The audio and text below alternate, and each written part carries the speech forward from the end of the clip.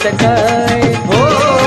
खांद्यातल्या झोळीत काय हो गळ्यात बांगड्याची माळ त्या माळीत माझी लखावा